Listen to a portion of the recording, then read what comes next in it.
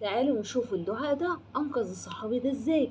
كان في يوم من الأيام صحابي ماشي في الصحراء، كان إيه عنده تجارة، وهو ماشي طلع عليه لص عايز ياخد منه الفلوس وعايز يقتله.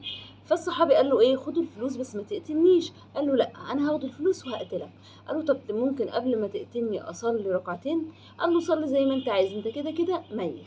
راح الصحابي عمل ايه، راح صلى وقعد يدعي ربنا سبحانه وتعالى. قعد يدعي ربنا بايه، دعا بايه الصحابي دوت؟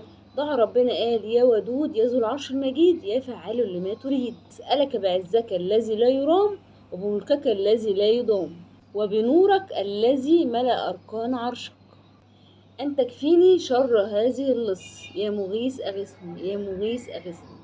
فالصحابي دوت بص ليه ايه، ليه واحد راكب حصان وراح قتل اللص دوت، بيقول له انت مين وجيت منين؟ قال له انا ملك من الملائكه، لما انت دعيت ربنا بالدعاء دوت السما اتهزت، فاذنت من ربنا ان انا انزل اقتل ايه، اقتل اللص دوت، فربنا نجاه. فممكن دعاء صغير، ما نستهترش بدعاء، ممكن دعاء صغير ينجينا من هلاك كبير.